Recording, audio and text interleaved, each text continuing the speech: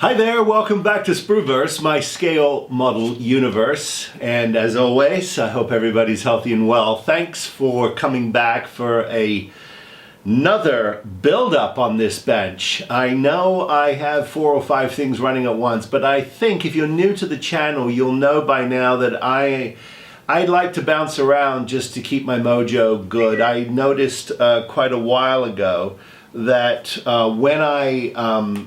when I stay on one particular thing, like I started my 1-200 Titanic, and I just got into this weird dark space with it, and I realized that I wasn't having any fun. So when that's happening, you gotta back off and you gotta do other things. So today, as crazy as it is, we're gonna do a build-up, and we're doing it of this. Check it out. This great thing is a kit that I picked up over 20 years ago when I was in the UK, and it comes from a company, sadly, that's no longer in business. It was called Comet Miniatures. They had a store in Battersea on Lavender Hill, and if any of you ever had a chance to go down there, oh my God, what an awesome place. In my fantasy world, that's the kind of hobby shop I'd love to have had. A collector's shop, really, all kinds of different things. They definitely had kits and models and some glues and some paints, although they weren't strictly about that kind of stuff. They were mostly about collecting stuff and cool stuff. They were kids, really, and they knew what collectors loved, and they were a really interesting group of guys who owned that store. But anyway, sadly they're gone. This kit is no longer in production, and it is, in fact, the MK3 movie Dalek kit in 1/8 scale. And I thought it would be fun to do a build-up of a Dalek, since my relationship to Doctor Who is a good one.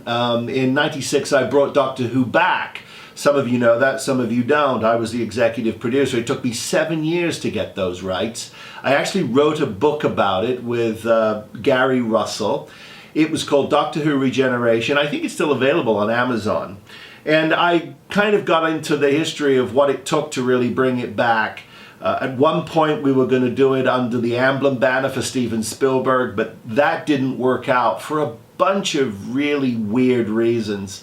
Some of which I can talk about, some of which I can't. But just to say this about it is, unfortunately, it was a period of time in which we didn't have the skill or the craft to do some of the visual effects on a television budget that we do today. And so there was some concern that perhaps it would not be as good as it should be, given the budgets that television was giving us. But nonetheless, we went out and we pitched this show, and it was ordered by Fox. And the idea was to do a pilot that would end up being a television series. And we went to work to make that show, with Paul McGann being the 8th Doctor. And sadly, we aired the night that Roseanne had its highest numbers for a John Goodman having a heart attack episode as her husband, and we were crushed. Interestingly enough, our ratings, had they have existed today, were higher than any television show that exists on the air. Isn't that interesting? How the numbers have shrunk over the years, and the domination of the 3 networks, well, them 4 with Fox obviously, came to an end as cable started to come in and take over and just crush them. And the rest, as we know, is history. But here we are with this really interesting kit, because it was sort of an in-house manufacture, and so it's kind of crude and kind of cool. And the 2 movies that this represents were, the Doctor was obviously portrayed by Peter Cushing, who was a great Hammer horror movie actor, and he did some amazing horror movies. and he was the Doctor for the two shots they did as films. And they were very crude, but there were some fun aspects to it. It was kind of fun to see the Doctor on the big screen, and it was fun to see what you might do with it. And they did some really interesting, wacky things. But here you are, and we have the Daleks, and the one thing I love about this series is, beyond the first 760 shows that existed before it was canceled, was the fact that a lot of the writers on the show ended up being given the rights to their characters. An example would be Terry Nation and these Daleks. He actually owned the character rights to it, which made it really difficult for me when I was making the movie, because the estate was having its own internal fights. And so we weren't ultimately allowed to use the Daleks, and that is why they did not appear in my movie. Had I have ultimately gotten the rights to them, the script would have been a little different. But there you go. We couldn't get those rights. Now, Daleks, interestingly enough, Terry had there were two versions, I guess you could say, of the mythology of the Dalek, which was one of the things that I loved about the show. The mythology got bolted on series to series to series to series, and of course, when it came to my movie, and I kind of leaned on this notion of the Doctor being half human, which did come up in some of the episodes, the earlier episodes. I had Paul McGann as the Doctor have his first kiss in the movie, and that really upset a lot of purists. That's neither here nor there. What I love about the fact is that the original idea is that there were two species, or two alien races, Dals and Thals, and they ended up, one of them, I think it was the Dals, ended up their lives as sort of mutating into these machines. Thus you get Dalek, Dals, Dalek. And then later on, when he sort of reinvented the origin story, and it became Davros and his dastardly attempts for universe domination, and so he ended up changing the story slightly, and then you had a new origin story. But that's cool. And so here we are with the movie version of this Dalek with some very, very crude instructions. But the first thing I have to do is I've got to put this skirt together. And that's what I'm going to do. I'm not going to do it on camera, because you don't need to sit here for 25 minutes watching me put a skirt on. So I'm going to go away and do that. And when I come back, I'm going to actually answer some questions from some new subscribers to the channel who are Doctor Who fans, who have sent me some questions about the production. And so I thought it'd be fun to talk about those and answer some of those questions as we build, and not just in this episode, but in the next few episodes, because this will take a couple of weeks for me to build, and probably 2 or 3 of these shows, just to get this in complete perfect shape, and then maybe we'll put it in some kind of a small diorama that represents the original movie, one of the original movie sets. I thought that would be fun. So there you go. Just give me a well, in your terms, instantaneously. In my terms, about 20 minutes, half an hour to get this skirt on, and we will carry on. Okay, so as you can see, we have built this skirt lovingly. Not really a tremendous amount of issues with this. This styrene actually reacts quite well to the Tamiya extra thin. In fact, one could argue maybe a little too well, because if you're not careful, it'll eat this plastic like crazy. But it made it a lot easier for me to actually put this skirt together. And as you can see, it sits quite nicely on its little base here. And then you've got the armature turret here, which holds the two, the manipulator and the gun. And then you've got this piece here, which becomes the essentially the sort of the piece that holds the head on. And what I loved about this design, we lovingly refer to it as the pepper pot design, because that's how I guess Terry Nation described them. But this is obviously where, if you were to climb inside of this and then put this lid on, that's how you are going to be able to see, obviously. So there's three loops. There's three loops that go on here, and then you basically have your Dalek. Now, as crude as this is, it's pretty hilarious. So these sprues, even though the guide is numbers everything, there's no numbers on any of the sprues, which is what I love, because this is sort of like between a garage kit and a manufactured kit. You've got this thing, I think. But anyway, I wanted to show you a couple of things because I think they're kind of fun. The kit has these sort of little plastic parts, and you can see here that it's fine. But what I thought would be a lot of fun is to replace this with brass. And I'm not going to paint this. I'm going to leave this as metal. I'll clean it up and polish it, and when I assemble it, I will leave it like this, because I think it adds a certain girth to it. And then it made me start to think about color palette, but we'll get to that in a second. So the gun is going to be made up, rather than of plastic parts, I'm going to put it together with metal parts that I have in my go-to little wire drawer with pipes and stuff. Everybody's got one, I'm sure, or something like it in their stash, or in their collection, I should say.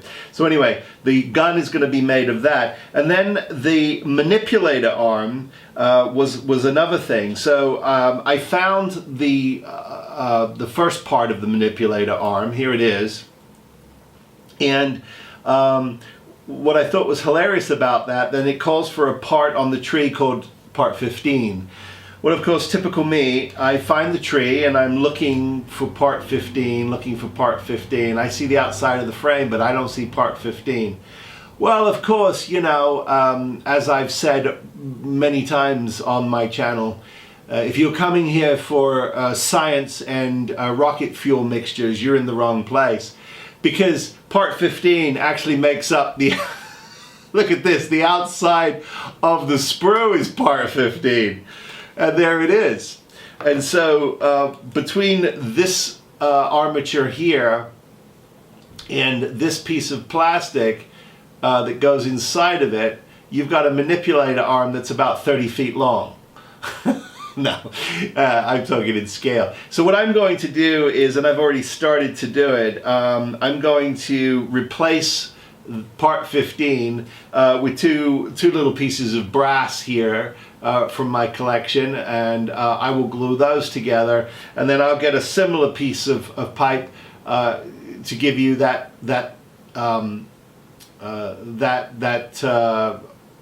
hydraulic effect, where I think it just adds a little bit of metal, is going to add a little girth and reality to this. And then, of course, the next thing I'm going to do is I'm going to prime all of these and get them ready. Sand all of this, prime it, and then get the studs on it, and then I'll get the armatures on it. And we'll probably do that in the next episode. But what I thought might be fun now is I had some questions from from one of my subscribers, Simon Bowser. So Simon, hopefully you're watching this, and you come to me from Anthony's channel, PB Props, and if you don't know PB Props and Anthony's channel, please go check him out. He's PB Props on YouTube. First of all, he's a first-class gentleman, an incredibly talented model maker in and of himself, and he's just a lot of fun to watch. So please go check out his channel if you haven't already. But the first question was, does any of the opening FX shots and main title elements exist, like the TARDIS, the time tunnel, vortex, and the captions? Well, elements, no. Sadly, they've probably been lost to time. Usually FX houses will hand over all of those elements, as they call them, to the studio. In this case, the studio would be Universal. So if Universal has them in their vaults, which I highly doubt, that's where they are. Those elements would be part of the deliverables for the show, and that's where they would be. The actual filming miniature is in my possession, and I'm going to put up a couple of photos of it here. If you haven't seen my Instagram account, I actually posted some photos there at Spruverse. You can check those out, and there's going to be a special episode surrounding that. I can't talk too much about it now, but there's going to be a big kind of special event episode around that TARDIS later on in the year, and that should be quite a lot of fun. The opening theme music. Does any test copies or session recordings exist, along with the full FX mix, logo, name captions, TARDIS, camera spin, all of that? The answer is, I don't know. Now, John Debney and his team actually scored this. And interestingly enough, I think in 2012, 2013, he was interviewed about that particular assignment, and failed to mention that yours truly hired him to actually do the music for that. And because I first met him working for Spielberg, he actually did the main title theme for me for Sequest. And we had a great working relationship, and he went on to do other things for me as well. So the mere fact that I have faded from his memory, bit of a heartbreaker, but I'll get over it. And John, if you're out there, I love you, man. You're incredibly talented, and if any of you go to check out his credits, you'll know that he became quite a prolific composer in and of himself. Very talented guy and a gentleman. But I do know that Simon, if you probably already know this, that there was a CD that was released in 2000 that was a promotional CD of all the music and effects from the movie. Now, I don't know if it's available out there on eBay or anywhere, but some of you guys who are incredibly resourceful will find it. It was released in 2000 by John Debney. So if any of you are interested in that, that's where you might find it. And I also do know that the music appears in the Doctor Who 50th anniversary box set. All of it, all the cues. And it's on disc 8 of 11 discs. So if any of you, if you may have already known that, but if you didn't, that's where the music exists. So I would assume that BBC, in cooperation with Universal, worked out a deal to get all of that. When I was making the movie, I discovered an awful lot about things. I mentioned Terry Nation's Daleks. The BBC did not have the rights to let me use them, nor did they for other creatures, including the Cybermen. They just didn't have those rights. They also did not have the rights to the main title theme. So I'm happy to say I can actually take credit for the fact that I was the one that reached out to Warner Chappell Music, who owned that theme. Can you believe it? They sold it to them.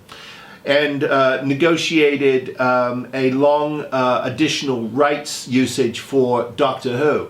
So the fact that the Doctor Who theme is still allowed to be used is because I made a deal with Warner Chappell Music to get those rights to use it. So it's one of those quirky things that we know about the show. Interestingly enough, when I was getting ready to produce Doctor Who, I was the executive in charge of production for Amblin Television, and a gentleman by the name of Alan Yentob, and most of you who know the BBC know that name. He was the director at the time. He was head of the BBC, and he came to Universal to take a tour of the Sequest sets, which I did for him. He and I met. He was incredibly gracious to me. And he was the reason why Doctor Who actually came back as a movie. No, you can't take. No one else can take credit, but Alan. He loved my passion, and he appreciated how hard that I had worked, and he trusted me. And that's what I love about him. He was an artist's artist, a supporter of the arts, and a believer in passion. And that is the sole reason why Doctor Who came back in '96, whatever anybody else says. And there's an awful lot of information in the book that I wrote, Doctor Who Regeneration, because sadly some details are lost to my memory, but all of the archived documentation that I had on my pursuit of the film are actually in that book. And there's a lot of interesting, fun stuff around the production of it. But I think that it was one of those things where, I was a dog with a bone and I never let go.